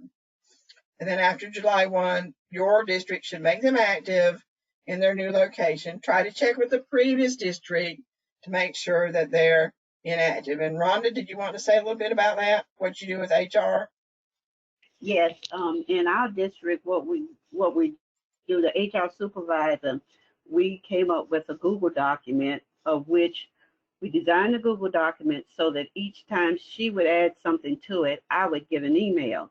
And what she adds to that Google Doc is those teachers who are from other districts within North Carolina, their name, their start date, and the county of which they came from. And then I go in, I normally look it up on Google to get the information to call that county to find out when they're going to release that person from their UID data. So that's one way that we've been keeping up with it. I'm sure there's multiple ways you can do it, but that's one of the ways we get a head start on it, because as they start the new hiring, those people coming from other districts within North Carolina, I get an email, I call the district and find out when they're going to release them. Oftentimes during the summer, they may be doing cheerleading camp or some other activity where they cannot release them right away. There are other times when they're released July 1, but you have to make that phone call to the other unit to find out exactly when. Thank you, Rhonda. Thank you, Cammie. All right, so this is a message that comes from DPI, from staff UID. I didn't finish writing out UID, but this message does come from UID. It was communicated to HR, to school accountability, to finance. We've been having issues over the year of timely activation of staff so that the source, the downstream systems, such as PowerSchool, SchoolNet, NCEES, get those teachers into the system. We still had payroll that thought you had to wait until the employee got their first check before you made them active. That is untrue. They can be made active on July 1. That's fine. You're still going to have some of your district's payroll systems that says, no, we want to wait until the very first day of school. You're going to have to work that out with your people in your district. So here's the statement from staff UID. You can share it and decide how you're going to handle activating staff in UID so that then the downstream systems will have these teachers and counselors and everybody else that needs to access NCEES. I would love to see teachers in the system before the first day of school so that they can get into NCEES and continue the PD that they're working on, that DPI offers for people to take. So that's up to you guys, though. I can't tell your payroll people that they have to do that. The statements here that you can share, there should be a timely and accurate exchange of data between the LEA, charter, school payroll system, and the staff UID system. Includes any new staff who needs access to K-12 related systems. Additionally, new staff that have been hired but are not yet receiving a paycheck can be added to the payroll system and subsequently included in the staff UID export file to receive a UID. And then it gives you some additional guidance on what to do for your non-payroll staff members. There's a link down at the bottom. So do you have any questions about that? Cammie, I'd like to add to that particular thing. Oftentimes, especially with the certified staff, there's a 10-day requirement in the NCEES evaluation process. Mm-hmm. So if we don't jump on those dates and when those people are actually coming in, they can miss that 10 days, which puts them out of compliance with the evaluation system. I just wanted to add that in. Thank you, Rhonda. So Rhonda, can you maybe do a 2-minute summary on these next couple of slides, and so we can get them in to do their Padlet activity, and then we'll be wrapping up our session. Okay. The hiring process, you may have Teacher Match or some other type of software that you use. So the application, the recommendation, background check information, all of those things need to come in. I think that in our county, we also have to have Social Security and a copy of their driver's license in order for the total process to take place. And the principal starts that process by selecting them. We ask the principal to get that information, but oftentimes it's left up to HR to get those documents in order to complete the application process. Once the selection has been approved, it feeds into HRMS, and the demographic and position recommended, that also is in HRMS. The personnel list, of course, after the board has made action on the personnel list, that's another example, comes from the HR department, and that's another document that you can use to determine when those persons are projected, because oftentimes that's a projected hiring date, and those dates could change for the individual. So the information I gave you earlier about developing a sheet so that those people that are coming in from other districts within North Carolina, you can get an accurate start date. The staff action form is prepared in the HR department, and now we've automated that as an electronic document, and then it's sent over to payroll. It takes 3 days. It should take 3 days from the board meeting approval to that information is entered into the payroll department and then UID. The staff actions, of course, have to be signed off by both the HR director and the finance person in Brunswick County. The attachment A here gives, for those of you who may not be familiar with it, it gives you the licensure information for, and the code the person would be coded to for certified persons. Okay. Now the finance office, hello? Does anyone have a question? I think we're good right now. We're good. Yeah. Okay. All right. Maybe one more minute. Okay. I got you. Okay. So the finance office verifies the information that's sent over, the budget code, and then with the new, we have now 2 chart of accounts, because we have the normal chart of accounts, but we also have the chart of accounts that works with NCEES. And the NCEES chart of account, all certified codes are in there, but now we have a classified code, I think it's 153, which persons like myself, who's a classified employee, in order to get into NCEES, we must be coded correct. Yeah. I'm struggling here seeing the slide. Supplemental pay. Payroll inputs the new employee. Oh. Yeah, okay. Sorry. So you flip. Payroll inputs, that's okay. Payroll inputs new employees, and oftentimes temporary contract people are taken out the system. We really don't want that to happen, because if it does happen, then we have to go in and reactivate them if they're still with our district. So if we can negotiate with our finance department to those temporary contracts to stay in until July 1, then that means that the information that is uploaded at the end of the year will have all the completed information in the evaluation system and PD. But if they take them out and upload that information, it wipes them out and make them inactive in NCEES. Payroll and employees, CEDA's UID update, uploads, and I can't see the rest of it, into staff UID. The new employee. So they take that payroll export and then it gets uploaded to UID, staff UID. And once it's uploaded into UID, no matter what we do in NCEES, if we've done something in there, what comes from CEDA's UID wipes everything we've done in NCEES alone. It overrides that and puts that information in there. So there have been times when we put been in and put in plan types, so we may go in there and set up something for an individual, but if it is not set up in CEDA's UID, then it overrides it in the NCEES process. So you have to work very closely with the person who administers the CEDA's UID software. Yes. Thank you, Kent. Oh, that was great. That was good information. Thank you, Rhonda. All right, and then I'm not going to go through this, but if you need people to view that UID site that I showed you earlier, they have to request access.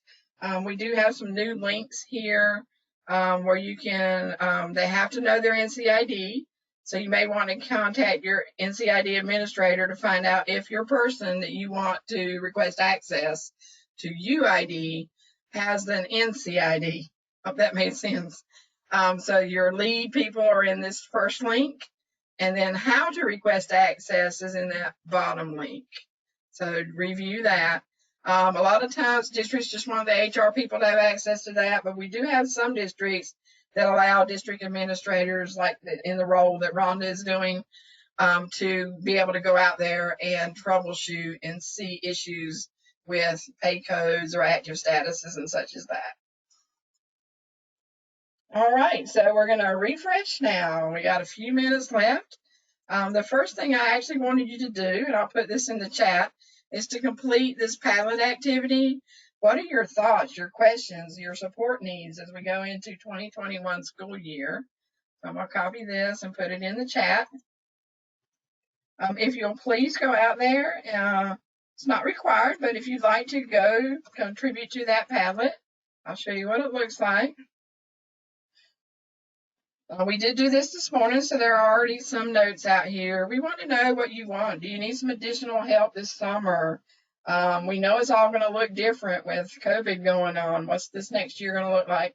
What can DPI do to support you? What would you like to see in webinars or trainings? Different things like that. You can star other people's notes. If you just agree with what you already see out there, give them a star rating, and anything you want to post out there.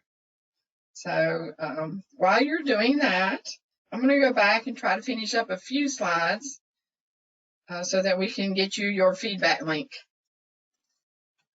Did want to let you know that we do have a new salary code. So that document I shared with you does not include this code 128. It will be coming this summer. We're going to try to get it in earlier, and then we all went home. So this is going to happen this summer. The code 128 for reemployed retired teachers who are exempt from earnings cap. We currently only have 5 of those coded this year, but they can be evaluated in the NCEES system. So we are adding those reemployed retired teacher codes to the system this summer. Advise staff as they're leaving to please print out your evaluation of PDP records and transcript records. If they're going to another school district and they can get back into NCEES, yes, they can still activate their stuff from your district. But what happens if they don't? What if they're going to California? They really need to print all that out. So they're not calling you on the phone later saying, hey, trying to get a job out here in California. Can you send me my summary evaluations and PDP records and all the CEUs that I earned in my transcript records? So do advise them to print that out. Continue to tell them to keep up with their UID and password. When they change systems, we talked about that earlier. And then do advise them that those PD modules will be available while the evaluations are archived. So if they're working on PD and we bring the system down to archive plans, they should still be able to get into work on their courses that they're working on in NCEES. All right, so Rhonda, did you want to talk for just maybe a minute or two on this slide, and then we're going to look at the Padlet and give them their feedback link.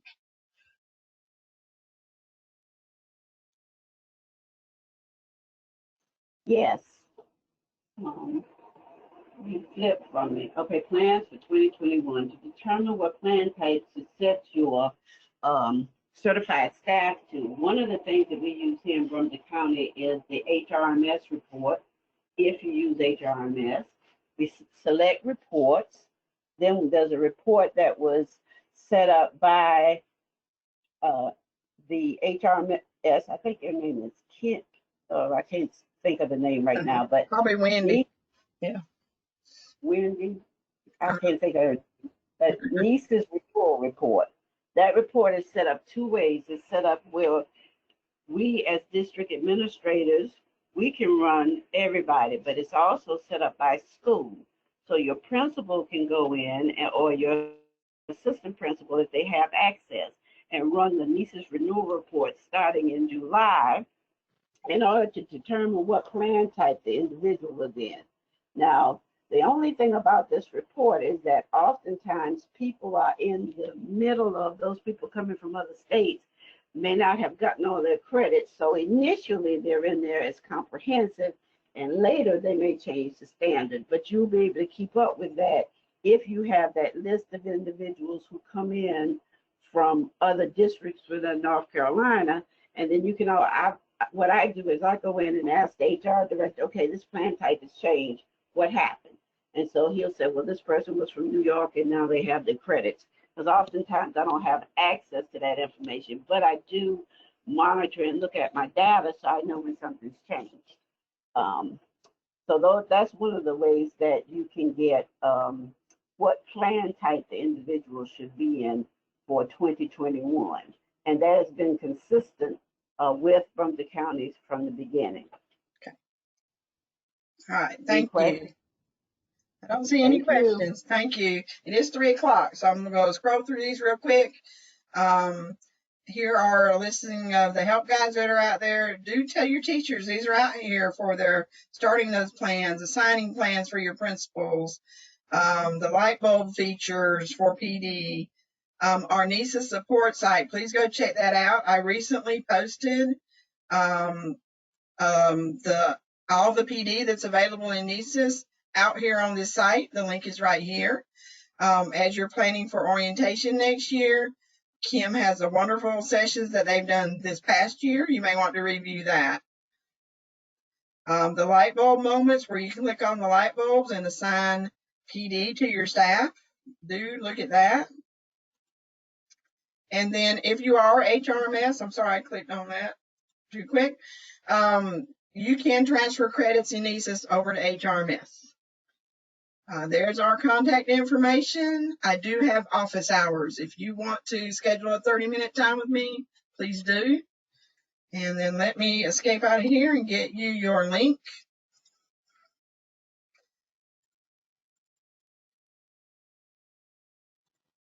All right, and I will be posting this feedback link in the chat. Wait a minute, copy.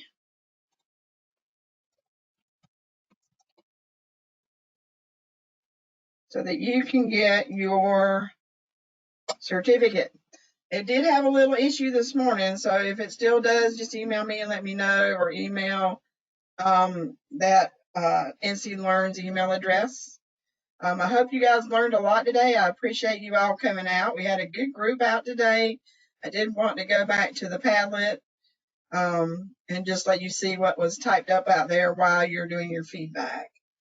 So if we can have summer of these webinars in August, yes. Kim and I will be meeting Friday, and we will be repeating a lot of the sessions that we've done at NC Learns. And then reports and filters were helpful. Thank you for sharing. Great. All right, love the email options. A lot of resources in NCEES. We'll see what we can recommend for administrative interns to go forward with. All right, so thank you. I will be stopping the recording, but I'll stay on the line if you want to unmute and you have time to hang out for 10 or 12 minutes. I will stay online if you have any questions. Thank you for joining today. Some of you may have another session to get to, so have a great afternoon. I am stopping the recording now.